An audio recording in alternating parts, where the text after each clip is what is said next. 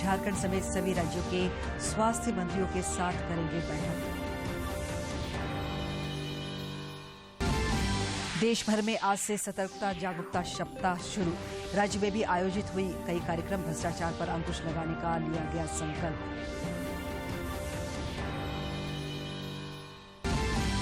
और सिमडेगा में चल रही राष्ट्रीय जूनियर महिला हॉकी प्रतियोगिता के सेमीफाइनल में पहुंचा झारखंड। क्वार्टर फाइनल में पंजाब को 2 के मुकाबले 6 गोल से हराया।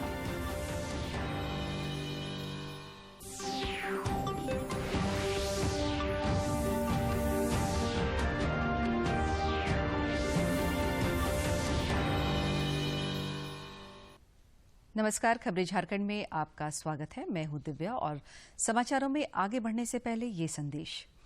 देश ने कोविड टीकाकरण अभियान के अंतर्गत 100 करोड़ टीके लगाने का लक्ष्य हासिल कर इतिहास रच दिया है।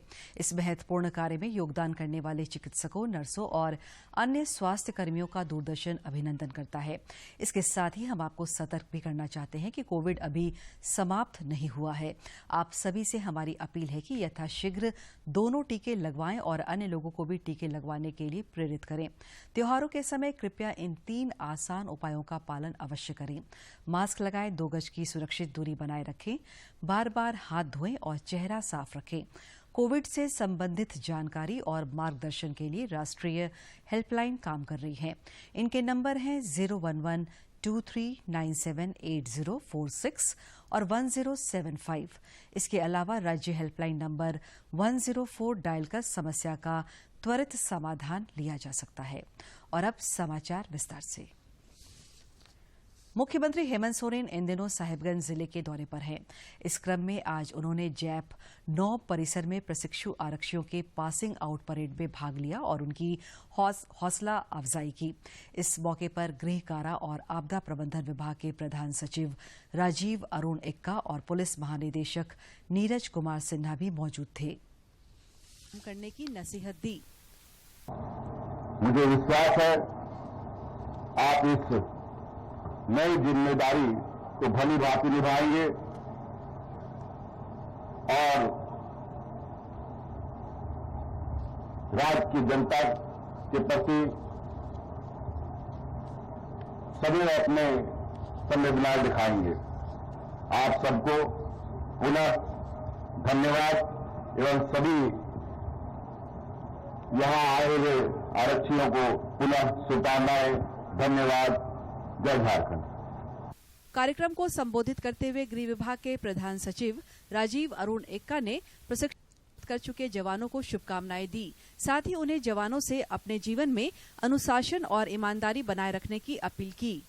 कार्य करते समय अनुशासन एक सबसे महत्वपूर्ण बिंदु होता है। देश के और राज्य के सभी नियम और कानून बने रहे, उसको देखभाल करने के लिए कि नियमों का उल्लंघन नहीं हो। देश के कानून के विरुद्ध कोई भी नागरिक कोई कार्य न करे, उनके विरुद्ध कार्रवाई करने के लिए आपको अपने कार्य में अनुशासन की जरूरत होती है। परंतु उसके साथ साथ आप समाज में सरकार के प्रदर्शित भाग के रूप में दिखाई पड़ते हैं, क्योंकि आपने वर्दी पहना है।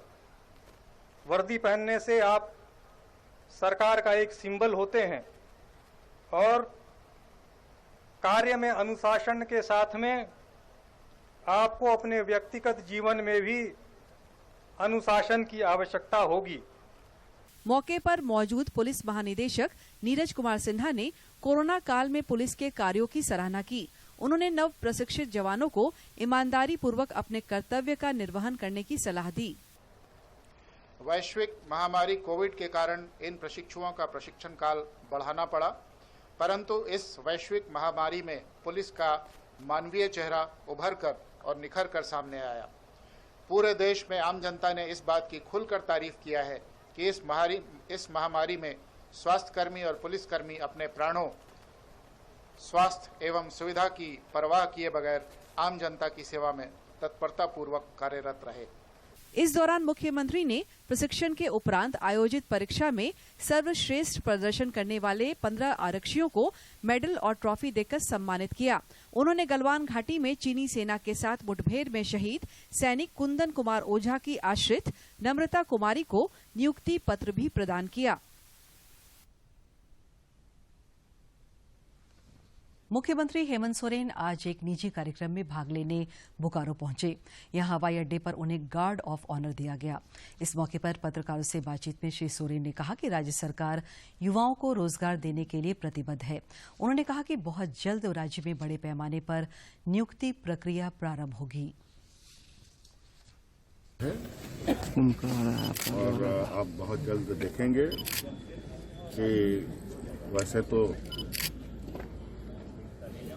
हम लोग लगातार लोगों को, नौजवानों को नियुक्ति पत्र दे रहे हैं, चाहे खिलाड़ी हो, चाहे खेल पदाधिकारी हो,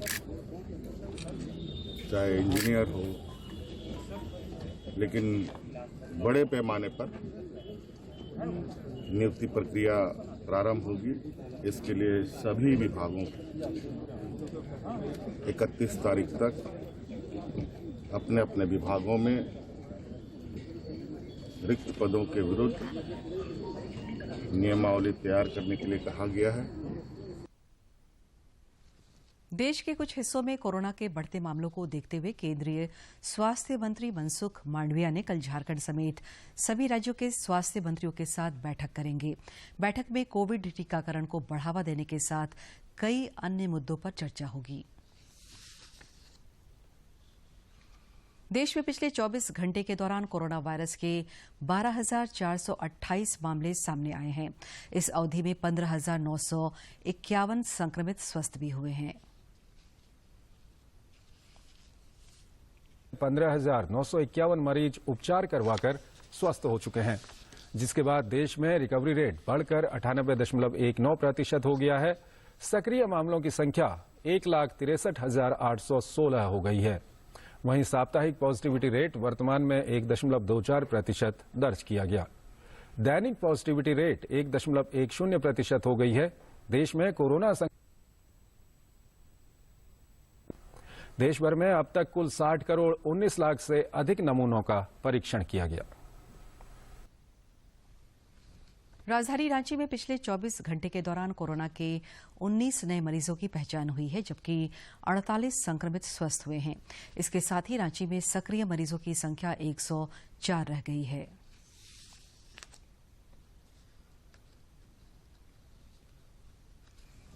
देश में कोविड के खिलाफ जारी जंग में टीकाकरण अभियान तेज गति से चल रहा है। अब तक 1 अरब 2 करोड़ 94 लाख से अधिक लोगों को कोविड के टीके लगाए जा चुके हैं। देश में अब तक 102.8 करोड़ से अधिक टीकों की खुराक दी जा चुकी है। वहीं टीकाकरण अभियान के 283वें दिन शाम 7 बजे तक 58 लाख से अधिक कोविड टीके लगाए गए। केंद्रीय सतर्कता आयोग की ओर से आज से सतर्कता जागरूकता सप्ताह की शुरुआत की गई है। 1 नवंबर तक चलने वाले इस कार्यक्रम का थीम स्वतंत्र भारत @ 75 सत्यनिष्ठा से आत्मनिर्भरता है। केंद्रीय सतर्कता आयोग आज से 1 नवंबर तक सतर्कता जागरूकता सप्ताह 2021 का आयोजन कर रहा है। इस वर्ष सतर्कता जागरूकता सप्ताह के आयोजन की थीम है स्वतंत्र भारत @ 75 सत्यनिष्ठा से आत्मनिर्भरता। केंद्रीय सतर्कता आयोग देश की शीर्षस्थ सत्यनिष्ठा एवं सतर्कता संस्थान होने के नाते ईमानदारी, पारदर्शिता और जनजीवन में जवाबदेही को बढ़ावा देने हेतु प्रयासरत है। लोगों में भ्रष्टाचार के विरुद्ध जागरूकता उत्पन्न करना केंद्रीय सतर्कता आयोग के प्रमुख उद्देश्यों में से एक है और प्रत्येक वर्ष सतर्कता जागरूकता सप्ताह का आयोजन आयोग द्वारा अपने उद्देश्य प्राप्ति की दिशा में उठाए गए कदमों में से एक है। सतर्कता जागरूकता सप्ताह को लेकर आज झारखंड में भी कई कार्यक्रमों का आयोजन किया गया। राजधानी रांची स्थित भ्रष्टाचार निरोधक ब्यूरो के कार्यालय में एक कार्यशाला का आयोजन किया गया। कार्यशाला में सभी पदाधिकारियों और कर्मचारियों ने भ्रष्टाचार उन्मूलन की शपथ ली। इधर दूरदर्शन केंद्र रांची में भी सतर्कता जागरूकता सप्ताह के पहले दिन पदाधिकारियों और कर्मचारियों ने भ्रष्टाचार पर अंकुश लगाने का संकल्प लिया। अभियंत्रण प्रमुख आर.के. राव ने पदाधिकारियों और कर्मचारियों को शपथ दिलाई। इस मौके पर अन्य लोगों के अलावा प्रादेशिक समाचार एकांश के प्रभारी दिवाकर कुमार भी मौजूद थे।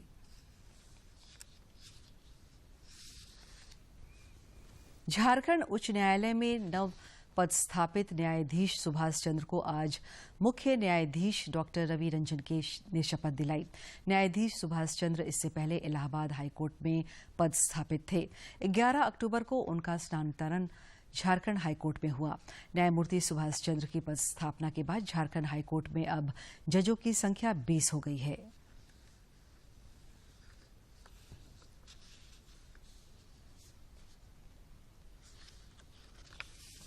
राज्य सरकार ने विद्युतीकरण से जुड़ी योजनाओं को अंतिम व्यक्ति तक पहुंचाने के लिए जिला स्तर पर कमेटी गठित करने का फैसला किया है। इस संबंध में सरकार ने अधिसूचना जारी कर दी है। 1971 में हुए भारत पाक युद्ध में भारतीय सेना के 50वें वर्ष को रामगढ़ स्थित पंजाब रेजिमेंट सेंटर की ओर से स्वर्णिम विजय वर्ष के रूप में मनाया जा रहा है। इस कड़ी में आज बरकाकाना स्थित डीएवी स्कूल परिसर में सेना की ओर से हथियारों की एक प्रदर्शनी लगाई गई। छात्र छात्राओं में देशभक्ति की भावना विकसित करने के लिए रामगढ़ जिले के बरकाकाना स्थित डीएवी स्कूल में शस्त्र प्रदर्शनी का आयोजन किया गया। इस मौके पर लेफ्टिनेंट कर्नल नीलेश भागवत ने छात्र छात्राओं को सेना के पवित्र कर्तव्य के बारे में बताया। इसका मुख्य उद्देश्य ये है कि बच्चों में देश प्रेम की भावना ओतप्रोत हो, उनको थोड़ा सा इंडियन आर्मी में जो हथियार यूज किए जाते हैं थोड़ा सा उसके बारे में वो रूबरू हो जाए, और कल को किसी को भी ये यूनिफॉर्म के प्रति अगर वो प्रेरित हो गए तो उनको कल को किस तरह से इंडियन आर्मी में वो ज्वाइन कर सकते हैं, क्या क्या एडवेंचर है, क्या क्या चैलेंजेस है, ये उनको पता चले। इसको मद्देनजर रखते हुए ये छोटे से वेपन डिस्प्ले का आयोजन। सेना के इस कार्यक्रम आसपास के 10 विद्यालयों के करीब 500 छात्र छात्राओं ने हिस्सा लिया। सेना के बारे में जानकर विद्यार्थी काफी उत्साहित दिखे। हमें देख करके ये पता चला कि कैसे वो वीर जवान सेना हमेशा तैनात रहते हैं, कैसे कैसे वो अपने वेपन्स को यूज करते हैं। भावना थी वो और भी दृढ़ हो गई, कैसे वो लोग अपनी जान को ना महत्व देकर देश प्रेम ज़्यादा करते हैं और अपने देश की सेवा के लिए अपनी जान तक कुर्बान कर देते हैं। बहुत ही अच्छा माहौल है यहाँ और वाकई में बहुत बढ़िया अवसर है हमारे लिए। कार्यक्रम में आयोजक की भूमिका निभाने वाली बरकाकाना डीएवी स्कूल की प्राचार्य डॉक्टर उर्मिला सिंह का मानना है कि सेना का यह कार्यक्रम बच्चों के लिए मील का पत्थर साबित होगा। रामगढ़ से कौशल किशोर तिवारी की रिपोर्ट। भारतीय जनता पार्टी के प्रदेश अध्यक्ष दीपक प्रकाश इन दिनों उत्तरी छोटानागपुर प्रमंडल के दौरे पर हैं। इस क्रम में आज वे कोडरमा पहुंचे और कार्यकर्ताओं को संबोधित किया। इस दौरान कार्यकर्ताओं ने भी उनका भव्य स्वागत किया। भारतीय जनता पार्टी के प्रदेश कार्यालय में भाजपा अनुसूचित जाति मोर्चा के प्रदेश पदाधिकारियों की एक बैठक आयोजित की गई। बैठक की अध्यक्षता मोर्चा के प्रदेश अध्यक्ष अमर कुमार बावरी ने की। बैठक में मुख्य रूप से वाराणसी में संपन्न हुई भाजपा अनुसूचित जाति मोर्चा की राष्ट्रीय कार्यसमिति की बैठक में तय हुई कार्ययोजना को झारखंड प्रदेश में लागू करने पर विशेष चर्चा की गई।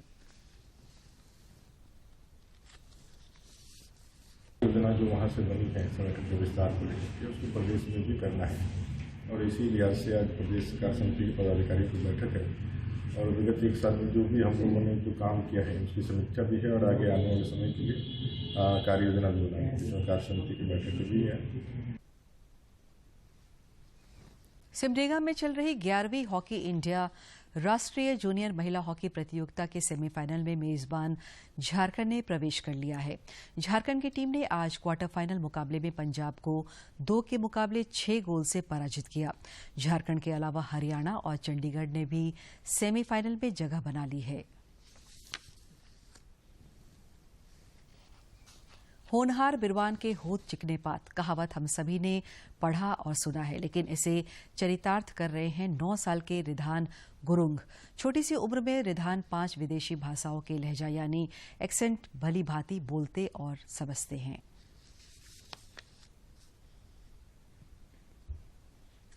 रांची के डोरंडा में रहने वाले रिधान गुरुंग फिलहाल तीसरी कक्षा में पढ़ाई कर रहे हैं। सिलेबस की पढ़ाई के साथ रिधान ने ब्रिटिश, अमेरिकन और ऑस्ट्रेलियन समेत 5 देशों के लहजे पर अच्छी पकड़ बना ली है। रिधान जब विदेशी लहजे में बात करने लगते हैं तो सुनने वाले चकित हो जाते हैं। Okay, let's do the Australian accent. Australian accent is also the Aussie accent, because if you do any type of Australian accent in your mind, and if you do any type of Australian accent, Australia is also the kind of city and America. But if you do any Australian accent in your mind, it's also like the RP and the Cockney accent. But बेहद ही चौंकाने वाली बात यह है कि इन सभी विदेशी लहजे को सीखने के लिए रिधान ने कभी कोई अलग से क्लास या फिर ट्यूशन नहीं की है। विभिन्न टीवी चैनलों और यूट्यूब वीडियो को देखकर रिधान ने ये विद्या सीखी है। the first time I got the experience from my TV, and in the TV I watch any types of TV series or cartoons or animes. Then I got so much enjoyed from there. Ridhan अपने परिवार के सबसे छोटे सदस्य हैं। रिधान की नानी माया देवी बताती हैं कि महज 3 साल की उम्र से ही रिधान का झुकाव देशी भाषाओं की ओर दिखने लगा था। चंचल वृद्धि का था और पढ़ने लिखने में ही छोटे ही से एकदम मैंने कुछ भी बताए ना, ये बहुत जल्दी उसको सीख जाए। ऐसे करते करते इसको 2-3 साल और कभी पढ़ने में इसको कोई भी चीज पढ़ने देते हैं ना तो वो अपने पढ़ लेता था।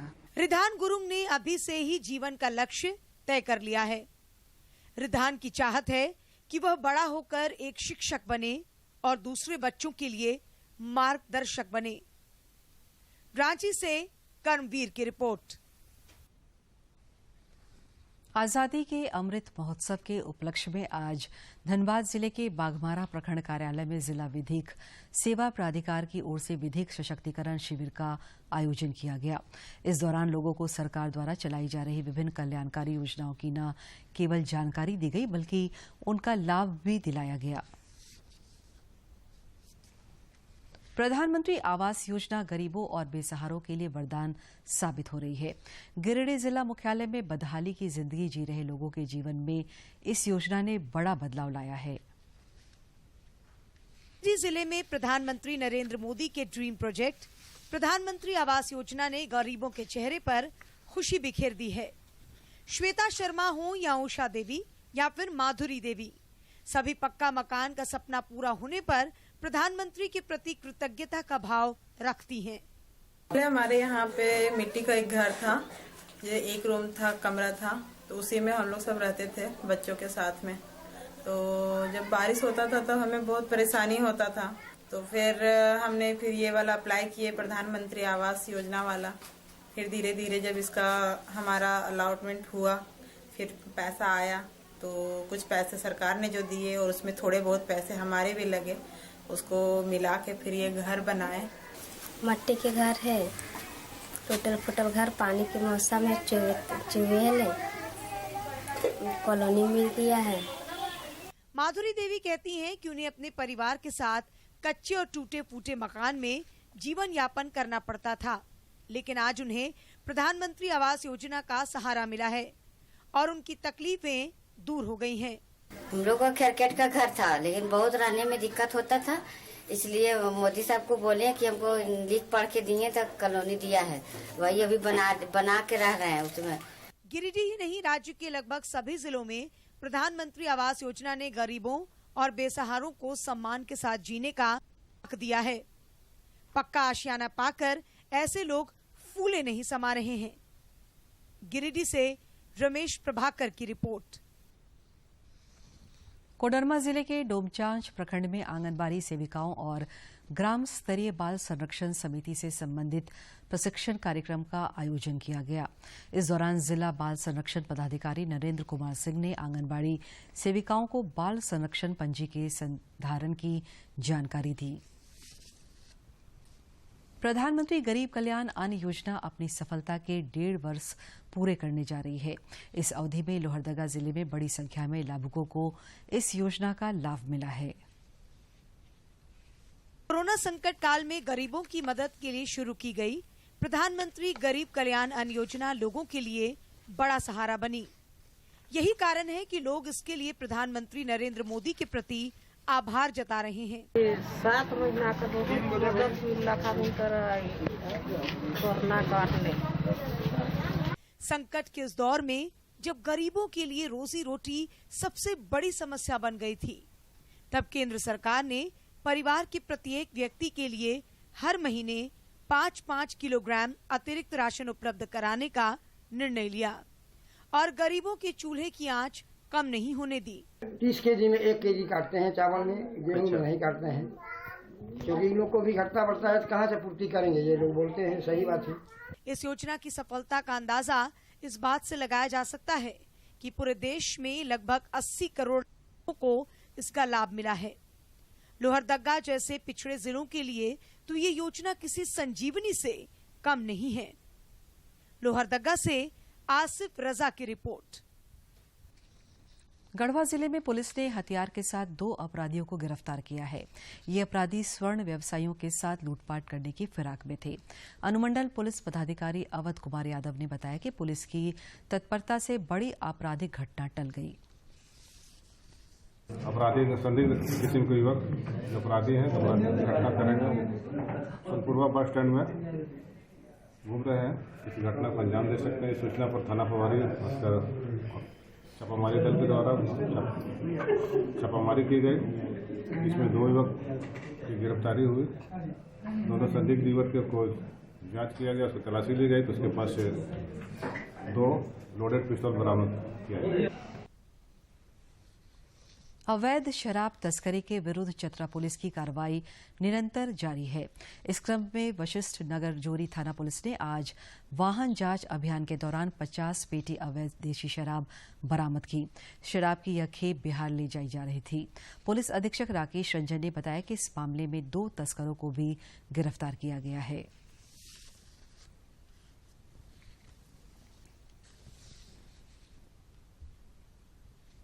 चतरा जिले में काफ़ी अच्छा काम हुआ है।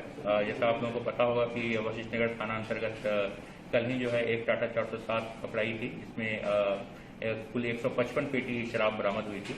आज दोबारा जो है हम लोगों ने 50 पेटी शराब पकड़ने में सफलता पाई है और इसमें 4 लोग भी गिरफ्तार हुए हैं जो कि रांची और चतरा के रहने वाले हैं और 2 गाड़ी, एक स्कॉर्पियो और एक स्विफ्ट डिजायर। पिछले 29 दिनों से रांची के मोरहाबादी मैदान में अपनी मांगों के लिए आंदोलनरत सहायक पुलिसकर्मियों ने आज भिक्षाटन किया। आंदोलन कर रहे सहायक पुलिसकर्मियों ने कहा कि सरकार के रवैये के कारण उनके सामने भूखमरी की स्थिति उत्पन्न हो गई है।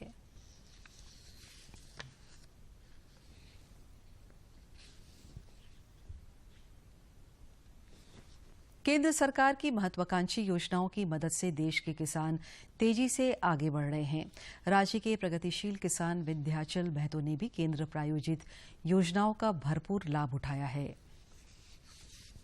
के नगड़ी इलाके के रहने वाले किसान विंध्याचल महतो विभिन्न मौसमी सब्जियों की खेती करते हैं। हाल के दिनों में इन्होंने कुछ मसालों की खेती भी शुरू की है। विंध्याचल को केंद्र सरकार की प्रधानमंत्री किसान सम्मान निधि और किसान क्रेडिट कार्ड समेत कई अन्य योजनाओं का भी लाभ मिला, जिससे इनके सामने कभी पूंजी की समस्या आड़े नहीं आई और देखते ही देखते इनकी आय में जबरदस्त इजाफा हुआ। खेती से ही पूर्ण रूपेण आश्रित है और हम लोग का कोई विशेष व्यवसाय नहीं है। हम लोग खेती पर ही आश्रित रहते हैं और इसी से बच्चों का पढ़ाई लिखाई करवा रहे हैं। विंध्याचल की पत्नी रेणु भी खेती बाड़ी के काम में पति का हर संभव सहयोग करती हैं। रेणु को खुशी है कि अब उनकी जिंदगी बदल गई है और उसे अब अपने बच्चों का भविष्य भी उज्जवल दिखने लगा है। हम खेती बाड़ी करेला और छुआ मन के उकरे से पढ़ाएला लिखाएला सब करेला और खेत में भी काम करेला, गाय बकरी सब करके और फिर खेत में भी काम करेला। क्षेत्र के कृषि मित्र प्रभात महतो कृषि और किसानों के प्रति समर्पित हैं। वे इन किसानों को उत्तम खाद बीज के अलावे समय समय पर आवश्यक जानकारी उपलब्ध कराने से भी पीछे नहीं रहते। विभिन्न तरह का जो भी योजना आता है हम 100% किसानों तक पहुंचाने का काम करते हैं और इसका लाभ किसानों को अभी तक 100% मिलता रहा है और आगे भी मेरा प्रयास है कि जो भी योजना मेरे विभाग से मिले, मेरे अंडर में हम किसानों तक 100% पहुंचाने का काम करेंगे। केंद्र सरकार का साथ मिलने से हाल के दिनों में किसानों का हौसला काफी बढ़ा है और वे अब कृषि कार्य में ज्यादा रुचि दिखा रहे हैं। उन्नत किसान, खुशहाल समाज की भावना के साथ केंद्र सरकार भी किसानों को हर संभव मदद दे रही है। रांची से अवधेश गौतम की रिपोर्ट। दूरदर्शन झारखंड पर पल पल की खबरों से जुड़े रहने के लिए आप हमारे social media platform Twitter, Facebook और यूट्यूब से जुड़ सकते हैं, क्योंकि खबरों से जितना बाखबर रहना जरूरी है, उससे ज्यादा जरूरी है सटीक, संतुलित और निष्पक्ष समाचार। हमारा ट्विटर हैंडल और फेसबुक पेज है डीडी न्यूज झारखंड। आप हमें YouTube channel Jharkhand DD news पर भी देख और सुन सकते हैं।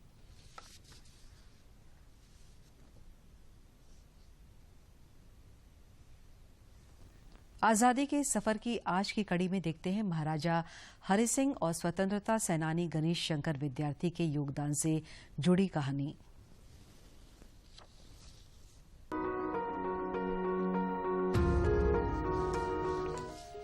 छब्बीस अक्टूबर के दिन सन 1947 में महाराजा हरि सिंह ने कश्मीर के भारत में विलय के लिए विलय पत्र पर हस्ताक्षर किए थे, जिसके बाद जम्मू कश्मीर भारतीय संघ में शामिल हुआ था।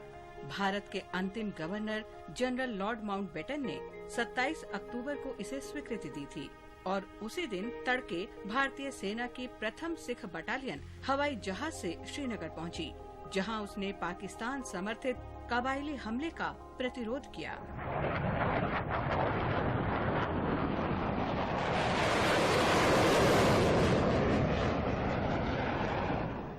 जम्मू कश्मीर की रियासत अमृतसर की संधि के अंतर्गत 1846 में ब्रिटिश शासन में शामिल की गई थी।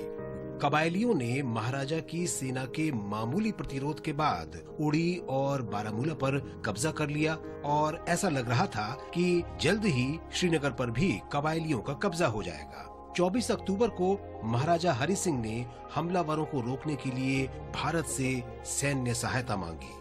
लॉर्ड माउंटबेटन की अध्यक्षता वाली भारत की रक्षा समिति ने 25 अक्टूबर 1947 को महाराजा के इस आग्रह पर विचार किया। समिति का निष्कर्ष था कि कश्मीर सरकार के पहले आग्रह के अनुसार हथियार और गोला बारूद भेजना तुरंत आवश्यक था, ताकि श्रीनगर में स्थानीय लोग हमलावरों से बचाव करने में समर्थ हो सके। रक्षा समिति ने तत्कालीन गृह सचिव वीपी मेनन को उसी दिन मौके पर अध्ययन के लिए भेजा। वे अगले दिन नई दिल्ली लौट आए। उन्होंने सुझाव दिया कि हमलावरों से कश्मीर को बचाने के लिए सेना को कश्मीर भेजना पहली आवश्यकता है। आखिरकार महाराजा ने 26 अक्टूबर को विलय पत्र पर हस्ताक्षर कर दिए। आज महान स्वाधीनता सेनानी और प्रतिष्ठित पत्रकार गणेश शंकर विद्यार्थी की भी जयंती है। उनका जन्म 1890 को उत्तर प्रदेश के प्रयागराज जिले के अतरसोया गांव में हुआ था। उनके पिता शिक्षक थे। विद्यार्थी ने स्कूली शिक्षा पूरी करने के बाद कायस्थ पाठशाला कॉलेज में नामांकन कराया, लेकिन आजीविका।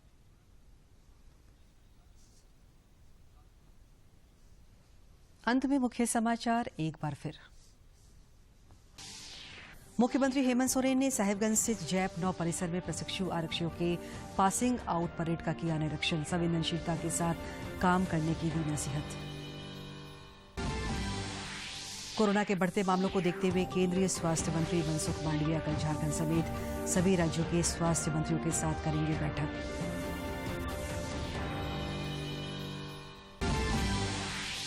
देश भर में आज से सतर्कता जागरूकता सप्ताह शुरू। राज्य में भी आयोजित हुई कई कार्यक्रम। भ्रष्टाचार पर अंकुश लगाने का लिया गया संकल्प।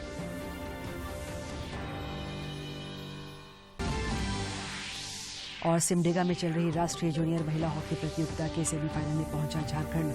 क्वार्टर फाइनल में पंजाब को 2 के मुकाबले 6 गोल से हराया।